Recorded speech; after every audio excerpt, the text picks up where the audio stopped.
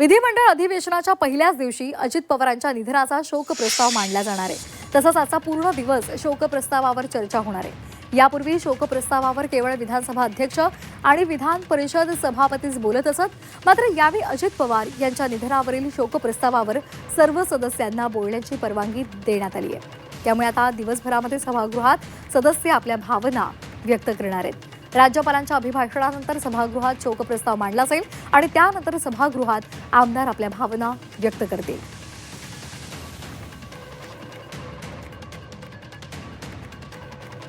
माझ्या जीवनातला दुर्दैव पहा की आज शिवजयंतीला त्यांना इथे आदरांजली वाहावी लागली आणि उद्याच्या पहिल्या दिवशी त्यांच्याच नावाचा शोक प्रस्ताव येत असताना मी त्या सभागृहात असेल तर माझ्यासारखा कमनशिबी आणि माझ्यासारखा दुर्दैवी व्यक्ती मला तरी वाटते कोणी नसेल। कारण ज्या दिवशी आमदारकी भेटली त्या दिवशी ती आमदारकी आणि त्याचा आनंद व्यक्त करायला माझे वडील नव्हते, कारण ते 2018ला वारले होते।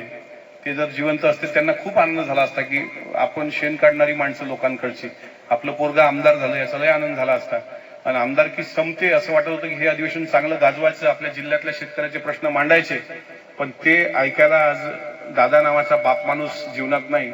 मला असं वाटतं याच्यापेक्षा वाईट दुसरं काही असू शकत नाही। आणि या संदर्भात अधिक माहितीसाठी आपण जाणार आहोत आमचे प्रतिनिधी ओम देशमुख यांच्याकडे।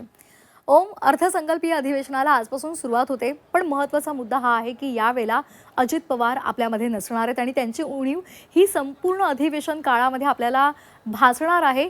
आणि त्याचबरोबर आज शोकप्रस्ताव सुद्धा मांडला जाणार आहे।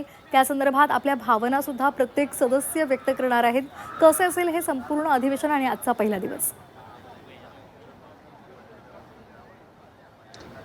नक्कीच श्वेता, खरं तर राज्याचे दिवंगत उपमुख्यमंत्री अजित पवार यांची उणीव या अधिवेशनाच्या दरम्यान लख्खपणे जाणवणार हे म्हणजे खरं तर स्पष्ट आहे। कारण कालच्या पत्रकार परिषदेमध्ये सुद्धा जी सह्याद्रीवर पत्रकार परिषद झाली त्यामध्ये अजित पवारांची अनुपस्थिती ही अगदी ठळकपणे जाणवत होती आणि ती यापुढे कायम जाणवत राहणार आहे।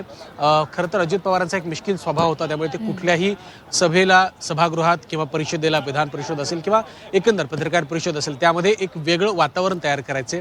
त्यामुळे यापुढे अजित पवारांची अनुपस्थिती आणि त्यांचं नसणं हे अधिक प्रकर्षाने जाणवणार आहे। आज खऱ्या अर्थानं अधिवेशनाला सुरुवात होते। आजचा पहिला दिवस अजित पवारांच्या शोक प्रस्तावावर असेल आणि एकंदर सगळेच सदस्य आपल्या अजित पवारांविषयी ज्या भावना आहेत त्या व्यक्त करतील।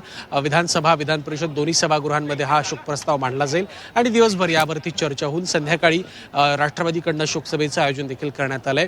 दुसऱ्या बाजूला जर आपण मुद्द्यांचा विचार केला तर अनेक महत्त्वाचे मुद्दे आहेत ज्याची प्रकर्षानं या अधिवेशन काळामध्ये चर्चा होईल। मुख्यत्वे ज्या पद्धतीचा उल्लेख तुम्ही केलात की शेतकऱ्यांची आत्महत्या असेल किंवा त्यासह भिगवणमधलं प्रकरण असेल किंवा विधानसभा अध्यक्षांवरती होणारे आरोप असतील, विरोधी पक्ष नेत्याची निवड असेल, इतर अनेक महत्त्वाचे मुद्दे।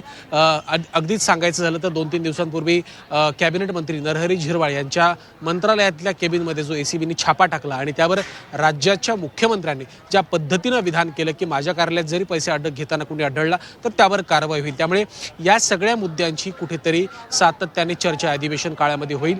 आणखीन एक महत्त्वाचा मुद्दा म्हणजे अजितदादांच्या अपघातासंदर्भामध्ये जे आरोप सातत्यानं केले जात आहेत त्या आरोपांवरती सुद्धा अधिवेशन काळामध्ये चर्चा होईल। रोहित पवार असतील किंवा इतरही महत्त्वाचे मंडळी असतील त्यांच्याकडनं हा मुद्दा उपस्थित केला जाईल। राष्ट्रवादी अजित पवार पक्षाकडनं तर सीबीआय चौकशीची मागणी सुद्धा करण्यात आली आहे आणि मुख्यमंत्र्यांनी सुद्धा त्याला दुजोरा दिला आहे। त्यामुळे या सगळ्या मुद्द्यांचा, या सगळ्या गोष्टींचा एकंदर उहापोह या अधिवेशन काळात होईल।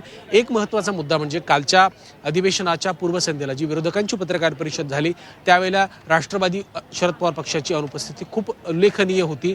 त्यांची अनुपस्थिती या सगळ्या गोष्टींमुळे पुढील काळामध्ये राष्ट्रवादी शरद पवार पक्षाची नेमकी भूमिका काय असेल आणि राजकीय समीकरणं काही अधिवेशन काळामध्ये बदलत आहेत का हे देखील पाहणं महत्त्वाचं असणार आहे। त्यामुळे अधिवेशनात नेमके कुठले मुद्दे चर्चिले जातात आणि शेवटचा मुद्दा जनतेला अधिवेशनातून नेमकं काय मिळते पाहणं महत्त्वाचं असेल।